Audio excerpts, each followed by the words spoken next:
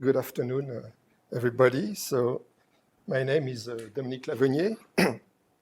I'm from the University of Rennes, and I'm working in the Genscale group, which is a bioinformatics group. But my background is hardware and parallelism.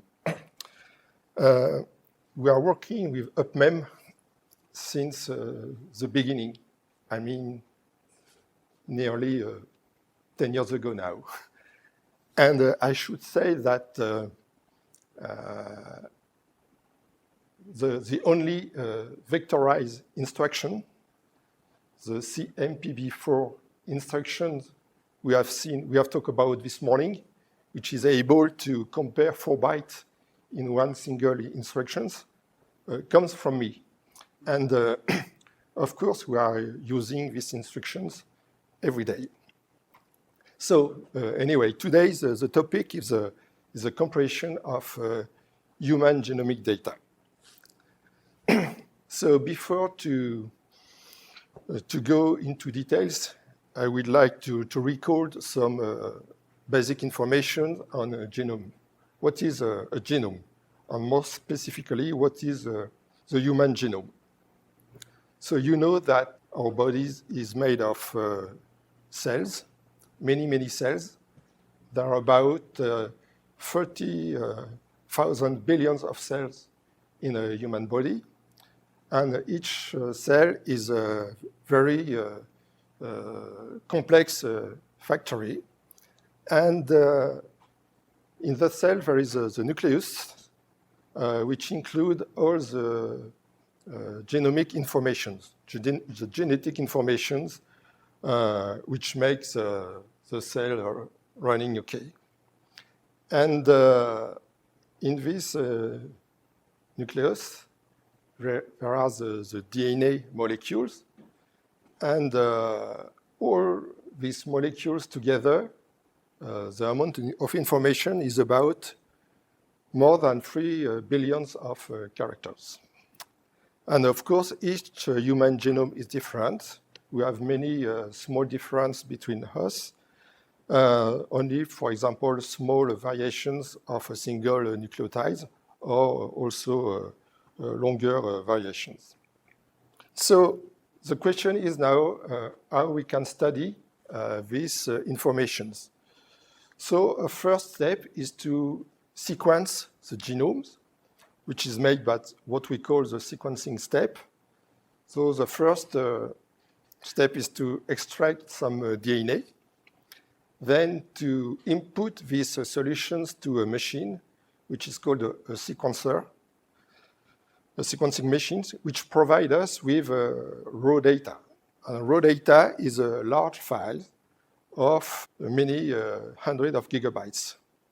And these files we use to study human genomes.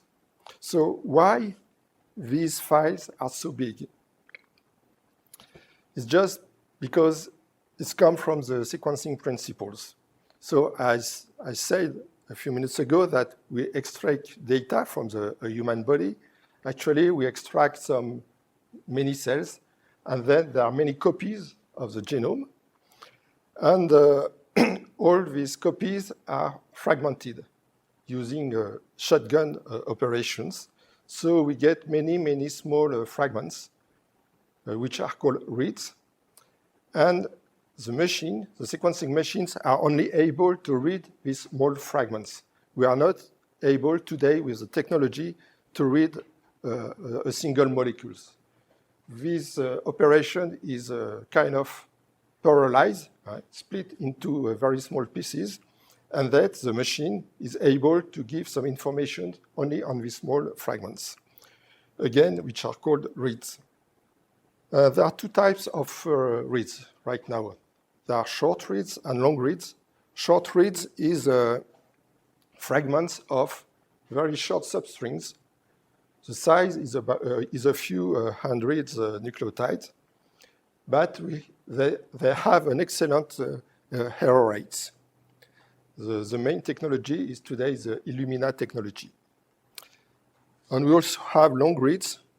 The length of the reads It's much longer, from 10K to 100Ks, but the error rates, it's a little bit, is not so good. And the technology are PacBio and Oxford Nanopore technology. The data we get are only text files, and the format is a FASTA or FASTQ format, which is only text files, which represents the substrings read by the machine. So if we have a look to these text files, each reads as first an identifier, then the text of the sequence, and then for the FASTQ format, some quality score dedicated to each nucleotide. So again, the human genomes, the data output for human genome is is in the range of 300 gigabytes to 500 gigabytes, and with billions of reads to process. And it is from these reads that we can study the genomes. The last slide I would like to present is the cost of sequencing of the human genome from now to 20 to 25 years ago. As you can see, right now, the cost of sequencing a human genome is quite cheap, around 500 euros. 20 years ago, it was much more, as you can see, it was much more important. Just to say that now these data are quite easy to get, and they are not very expensive, and it's becoming medical data that we need to store for years for a medical study. So the problem is how to store in an efficient way these hundreds of gigabytes of data. And this is the topic of today, how we can compress this raw data. Against that we need to conserve for many years for medical reasons. So genomic data compressions, it's a compression, is a lossless compression, meaning that it's not like image compressions like a JPEG format. All the informations need to be recovered after compressions. And today there are two main strategies, compressions without reference and compression with reference. Without reference is standard compression techniques like gzip and so on. And there are also some genomic tools which has been dedicated for these compressions. And there are also reference, which means that from a reference genomes, you are using these reference genomes to try to compress as much as possible in the good way the genomes. But of course, we need to have this reference genome. This is true for a human genome, but this is also true for rice, for example, for living organisms, which are very studying by the researchers. So today we are talking of compression with a reference. So what does it mean? Suppose you have your reference, which is the text of the genome, a text of 3 billion of characters, and then you have this list of reads.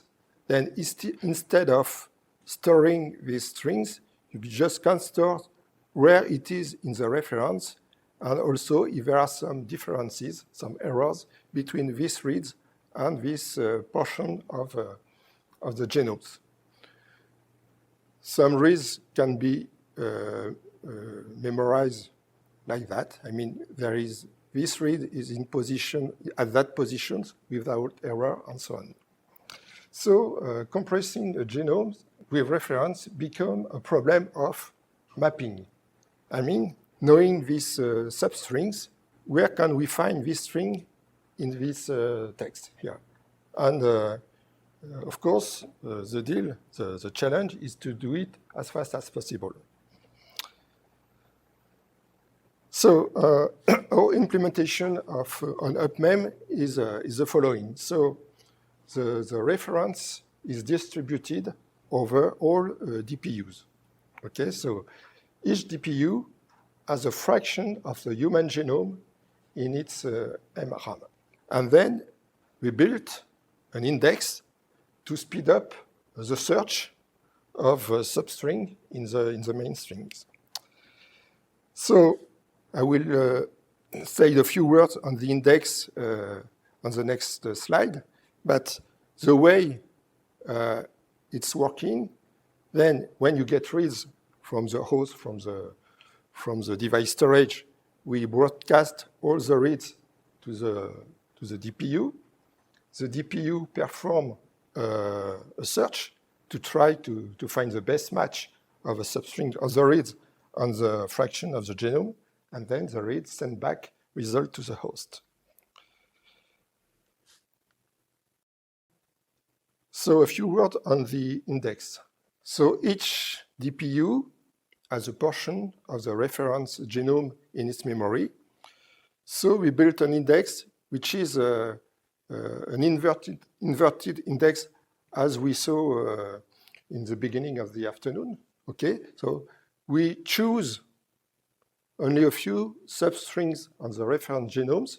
The way we choose this string is not of importance, but not all the substrings are concerned, only a few one.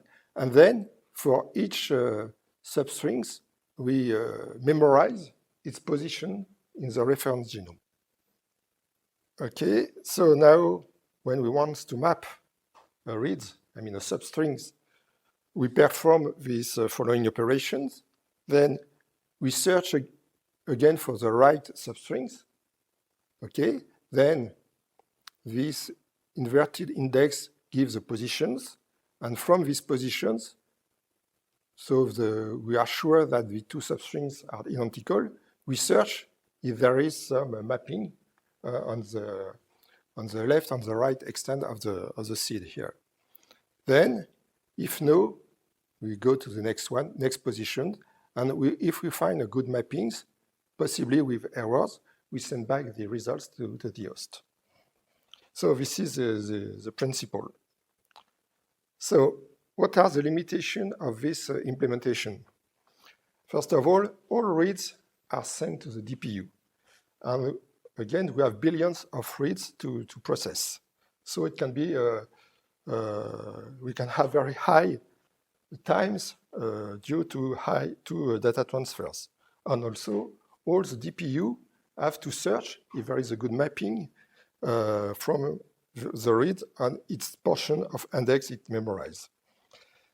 And also, only a few DPUs generally send back some informations, just because the reads are so different that only they can map only at a specific fraction of the whole genome.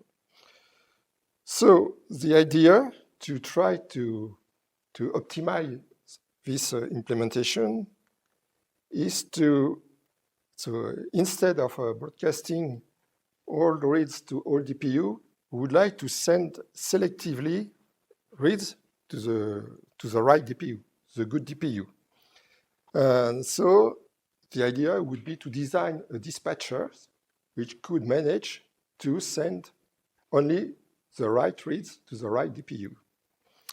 So if we can do that, the advantages are that we can have less data transfers and also a faster mapping for each DPU, because each DPU will have much more less read to compute, to find the mapping. So now the problem is how to find good criteria to target the right DPU. So before to give you the solution, I would like to present a Bloom filter. Probably some of you know these data structures. It is used in our dispatcher to select the right DPU. So a Bloom filter is a probabilistic data structures just to see if an element is present or absent of a set. It has two operations. The first is to insert an element, And the second operation is to query the presence of an element. If the answer is no, when we are sure that the element is not in the dataset. If the answer is yes, the element is present with a probability P. We can have false positive. This is a very compact data structure. It is made of vectors, Boolean vectors of n bytes, and hash functions which returns a value ranging from 0 to n minus 1. So the insertion operation of element 1, for example, is to compute a hash function which will return a value from 0 to n minus 1, and then to, for example, for element 1, to put this bit to true if just to say that this element is in the data set. Then for each element, we are doing the same thing. Now the query is to do the inverse operations. Again, if you want to query the Bloom filter for the element 4, we compute a hash function of this element, and as it is not in the Bloom filter in the data set, then the hash functions point to a false position. So we know that this element is not in the data set. For the element 3, again, we will the pointer will point to the right place, but there are some possibility of false positive. For example, for element 5, which could have the same hash function as element 1. And then the data structures will answer yes, but it won't be true. And the probability of having a good answer depends on the size of the Bloom filter. Larger the vectors, better the probability to have a good answer. And also you can multiply the number of hash functions. Instead of computing a single hash function for one element, we can compute different hash functions. Okay, so now how can we apply these data structures to our problems? So what we have done is to associate one Bloom filter to each DPU.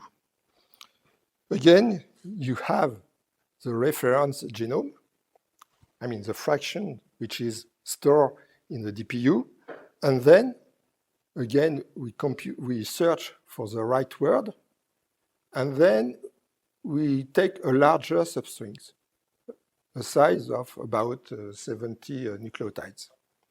To compute a hash function on these substrings, and we put it in a Bloom filter. And we do it for every interesting word of the reference genome. So each DPU will have a Bloom filter. The idea after is to add all these Bloom filter together in this kind of matrix. And for reads, again, we search for the right word. We compute a signature using hash functions. We query all the Bloom filters together, and the response is, instead of sending the reads to all the DPU, then on these examples, we will send the DPU only we will send the read only on the DPU 1 or 4, which have the high probability to have these reads. So this Bloom filter, this data structures, is located in the host. This is a dispatcher. So now you can move to the experiment we have done. So the server has everybody here with 32 cores, and the data set we use for experimentation is a reference genome, which is a consensus on the biologist community. Then for we have two data sets, either in FASTQ format or in FASTA format. So this is here the data to compress. So you can see that the size in gigabytes of this data. So first of all, we have measures the efficiency of the dispatchers. And we have done this experimentation of using 8 ranks, because 8 ranks is enough to store the complete human genome. It means that we use 512 DPU, and each DPU store 6 megabytes of nucleotides, plus the associated index. The size of the Bloom filter on the host is around 10 gigabytes. And using these dispatchers, then in average, instead of broadcasting all the reads to the 500 DPU, the reads in average are dispatched to only 2 DPUs. So it decreases a lot the data transfers between the host and the memory. But it is so efficient that now the bottleneck is on the host, just because the dispatcher, just because the DPU do not have enough work to do now. So there are some room left to make some kind of optimizations to make the DPU more efficient on this task. Compression ratio. So the idea was to make some comparison with the state of the art of the compressors, but the first goal was not to have a compression ratio as good as the Genozip software, which is the best in right now. But you can see that with our techniques, we are not too far from the optimal ratio. And the Genozip software has several options. The fast options here, and when we switch to the fast options, you can see that the compression ratio is not so far from what we get.